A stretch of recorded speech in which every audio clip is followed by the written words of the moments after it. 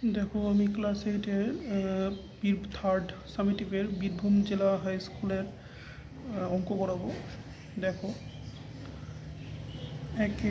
একেরটা বলেছে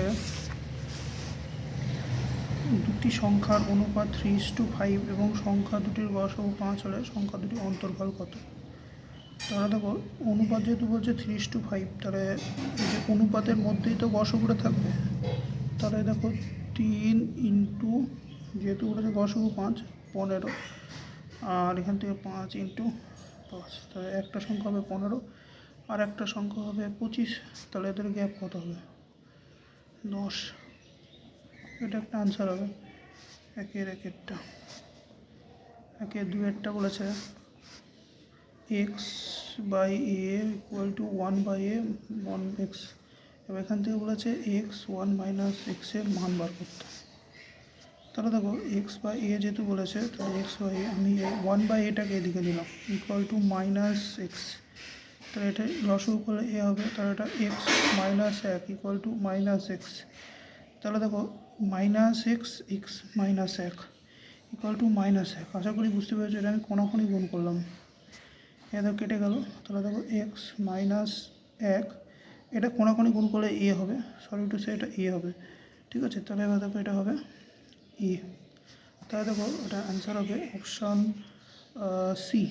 এবার দেখো তিনেরটা বলেছে, তিনেরটা কী বলেছে দেখো, তিনেরটা বলেছে যে একটি সুষম বহুভুজের প্রতিটি অন্তঃকোণের মান 135 ডিগ্রি হলে বহুভুজের বাহু সংখ্যা কত। দেখো তিনেরটা আমি করাচ্ছি। দেখো তিনেরটা বলছে সুষম বহুভুজের একটা অন্তঃকোণ হচ্ছে এখানে 135 ডিগ্রি, ঠিক আছে। তাহলে আমরা জানি বহিঃকোণের মানটা বার করতে হবে এখান থেকে। আচ্ছা দেখো আমরা জানি অন্তঃকোণ যোগ বহিঃকোণ হচ্ছে 180 ডিগ্রি। তাহলে এখান থেকে আমি বহিঃকোণটা বার করে নিতে পারবো। তাহলে 180 বিয়োগ 135, তাহলে তোমার হচ্ছে এখানে 45 ডিগ্রি। তাহলে এবার দেখা বলছে দুটির বলে দেখো বহুভুজের বাহু সংখ্যা কত। তাহলে এখানে লিখবো আমরা বহুভুজের বাহু সংখ্যা। দেখো 360 বাই এই যে বহিঃকোণের যে মানটা আছে না 45 ডিগ্রি, ওইটাকে লিখবো। তাহলে দেখো এটা কেটে যাবে, 4 8 × 32, তাহলে 8টি হবে। চলো পরেরটা, চারেরটা। দেখো চারেরটা আমাকে বলেছে যে একটা নির্দিষ্ট দূরত্ব অর্ধেক সময়ে অতিক্রম করতে হলে গতিবেগ অর্ধেক করতে হবে, গতিবেগ দ্বিগুণ করতে হবে, কী রাখতে হবে, গতিবেগ 4 গুণ করতে হবে। তাহলে দেখো আমরা গড় গতিবেগ মানে ভেলোসিটি মানে গতিবেগ ইকুয়াল টু মানে দূরত্ব বাই সময়, তাই তো। তাহলে আমরা দূরত্বটা ধরছি d, সময় দেখছি, দেখো সময়টা বলে দেখো অর্ধেক সময়। তাহলে দেখো t/2 ধরছি আমি, t/2।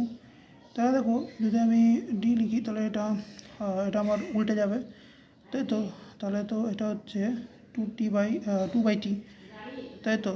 তাহলে এবার দেখো 2টাকে আমি বাইরে রাখলাম, তাহলে ডিস্টেন্স বাই টাইম হলো।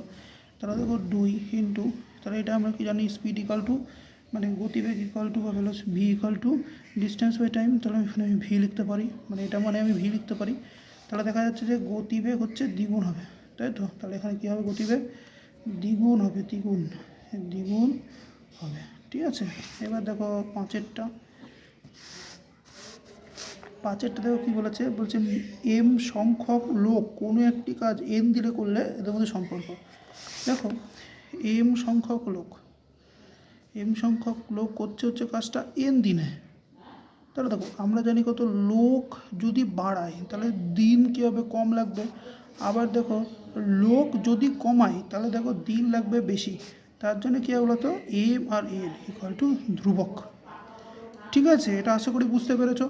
এবার দেখো ছয়েরটা বলছে যে সম্পর্কটি সত্য না মিথ্যা সেটা দেখাবো। তাহলে দেখো এখানে দেখো বলছে 1/x 1/y equal to 1/x + y।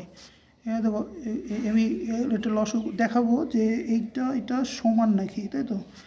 সত্য মিথ্যা হয়ে যাবে যদি সমান হয়, তাহলে xy লসাগু হবে এখানে, তাহলে y + x এবার এটা পরে আসছে আমি। আচ্ছা এবার দেখো এখানে যদি আমি এক্স ইকুয়াল টু 1 বসাই, আবার যদি ওয়াই ইকুয়াল টু 1 বসাই, তাহলে দেখো 1 1, তারপরে দেখো 2, এটা একটা হলো। আর x plus y equal to 1/1, দেখো 1, তাহলে কি কখনো এটা না, সরি, এটা 1 1 হবে, তাহলে 2, তাহলে 1/2। তাহলে দেখো একটা 2/1, একটা দেখো 1/2, দেখো এটা কি সমান হচ্ছে? তাহলে এটা সমান হচ্ছে না, তাহলে এটা আমার কখনোই হবে না, ঠিক আছে, তাহলে এটা মিথ্যা, ঠিক আছে। দেখো দুইয়েরগুলো দেখো, বলছে এ এর 0.5 ইকুয়াল টু বি এর 0.6 ইকুয়াল টু সি এর 75% হলে a is to b is to c equal to কত? তাই দেখো এখানে দেখো লিখছি এ ইকুয়াল টু 0.5, তাহলে এ ইকুয়াল টু 5/10 কেটে দিলাম, মানে হাফ। বি এর 0.6, বি ইকুয়াল টু 0.6, 6/10 মানে 3/5।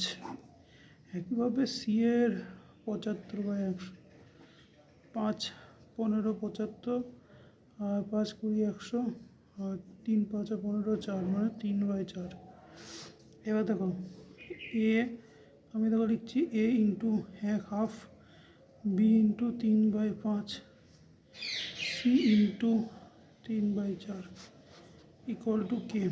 তাহলে এখান থেকে লিখতেই পারি a/2, 3b/5, 3c/4 equal to কে।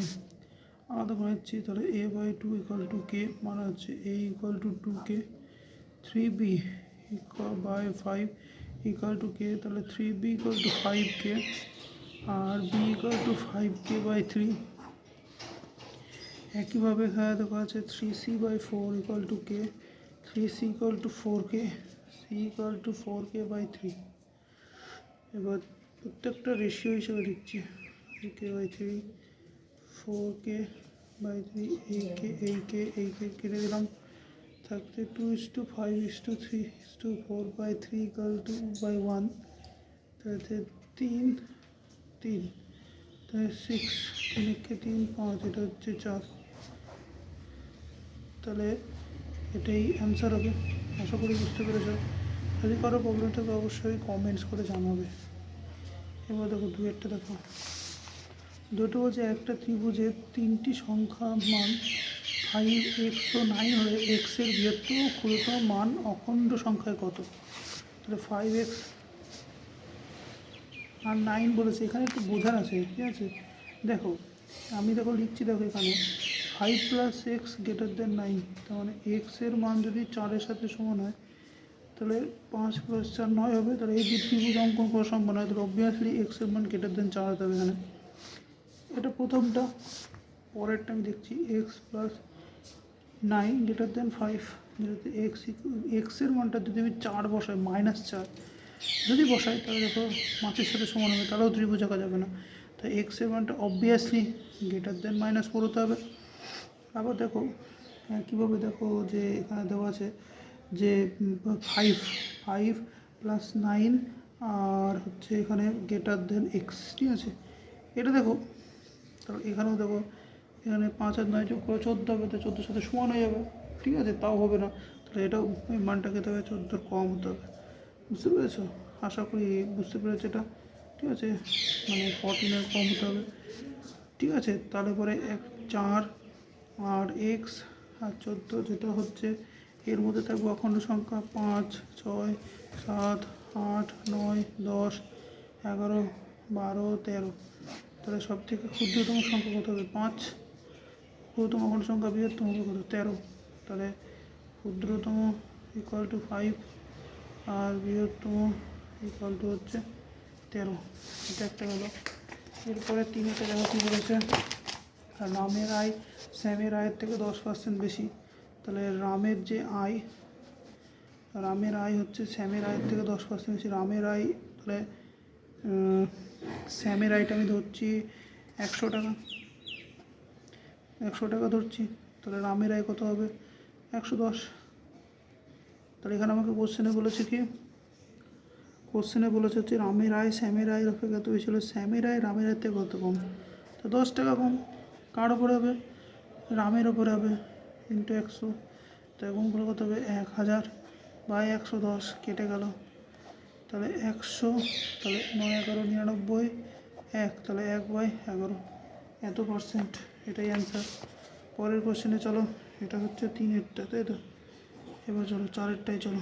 4-এরটা বলেছে দেখো x square plus x plus 1 equal to 0। হ্যাঁ, করে আমাকে দেখাতে হবে x to the power 2025 plus x to the power 2024 plus x to the power 2023 plus 1।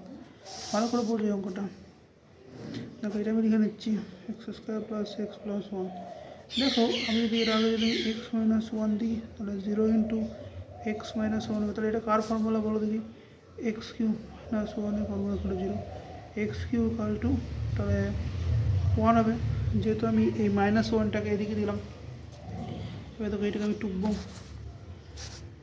এবার দেখো এখানে যেটা লিখছি দেখো x 2025 plus x 2024 plus x 2023 plus 1।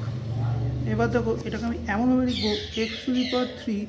আর দেখো এখানে যদি আমি 675 করি, দেখো এটা গুণ করলে দেখো 2025 হবে। ঠিক আছে, আবার দেখো একইভাবে এক্স টু দি পাওয়ার 3 675, তাহলে x to the power minus 1 করলে এবার 2025 থেকে 1 বাদ দেবে। আবার এটাও তাই, x 3 675 x to the power minus 2 plus 1।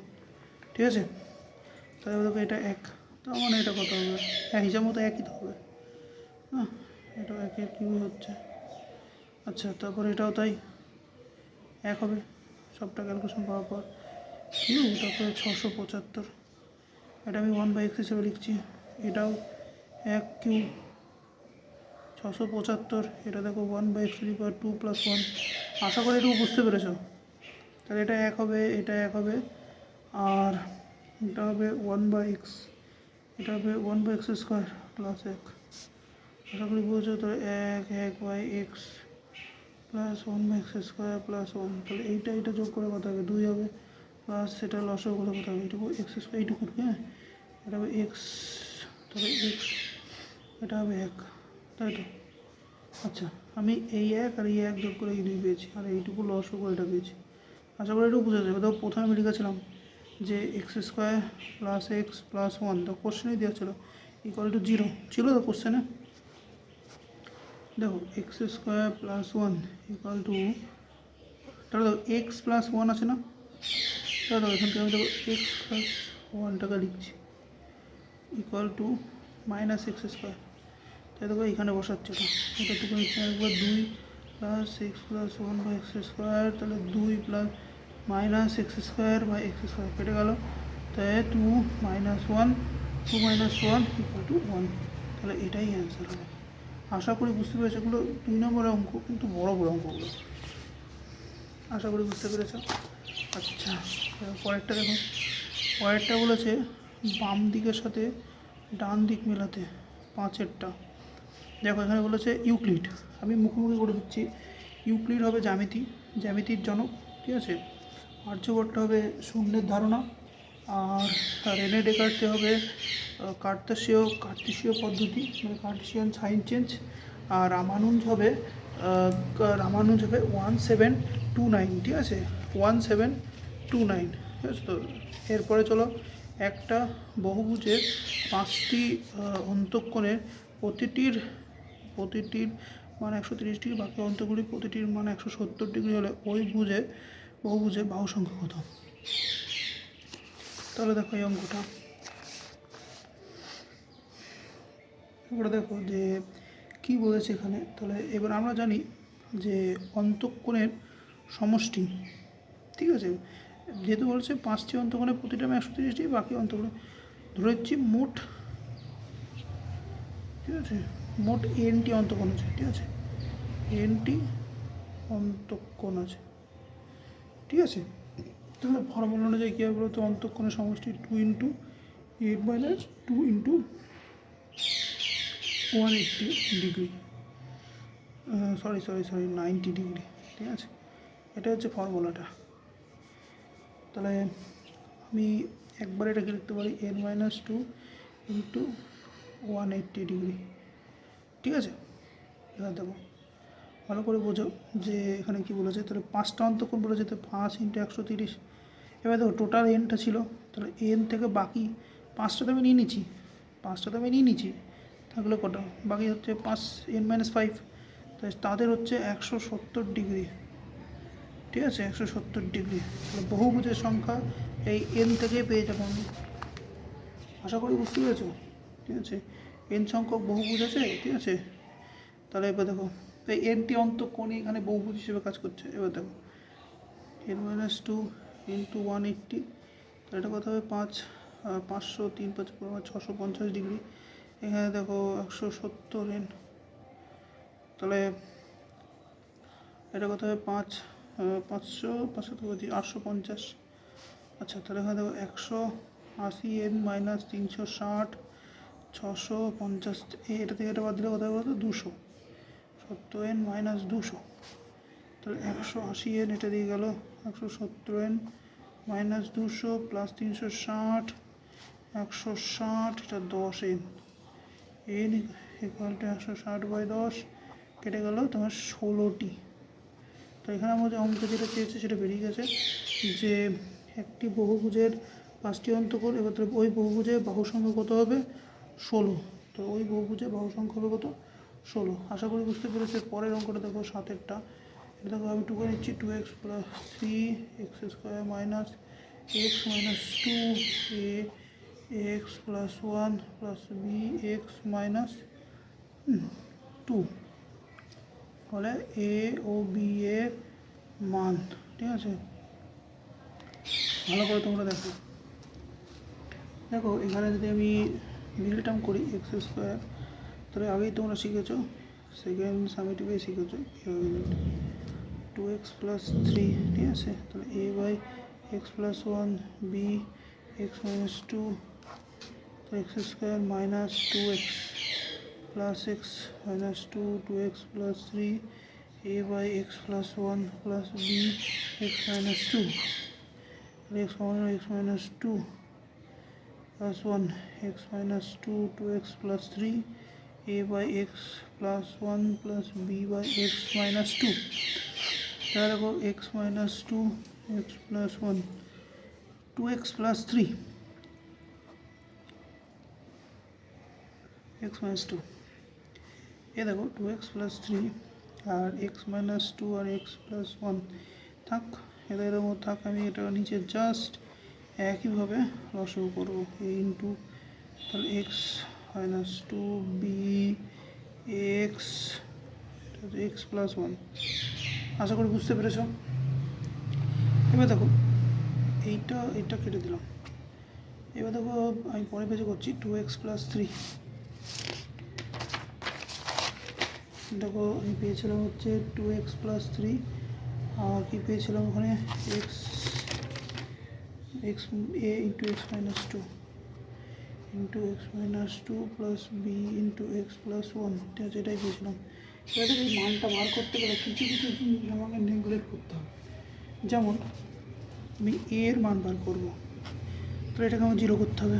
আমি এখানে x = -1 ধরছি, তাহলে দেখো 2 × -1 + 3 a -1 - 2 প্লাস b, তাহলে এটা কত হবে 0 = 0, তাহলে -3a, তাহলে দেখো -2 + 3, তাহলে এখানে দেখো +1 = -3a, তাহলে a = -1/3, এটা একটা আনসার হবে, ঠিক আছে।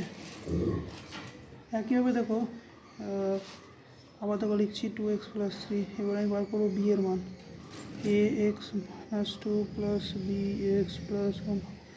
এবার দেখো আমি b এর মানের জন্য এটাকে 0 বানাবো, ঠিক আছে। তাহলে a = +2 ধরছি, তাহলে 2x + 3 a + 2 - 2 b 2 + 1, তাহলে এখানে দেখো এই আমি x এর মান, a এর মানের জন্য x এর মানটাকে আমি +2 লিখছি, হ্যাঁ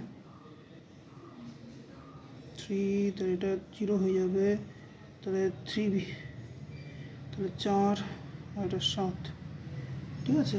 তাহলে দেখো এখানে যে আশা করি বুঝতে পারছো, তাহলে 4 7, এবার দেখো এখানে 0, তাহলে 3b, তাহলে b = 7/3, তাহলে এটাই অ্যান্সার। আশা করি বুঝতে পেরেছো। যদি কোনো প্রবলেম হয় কারো অবশ্যই কমেন্ট সেকশানে কমেন্ট করে জানাবে।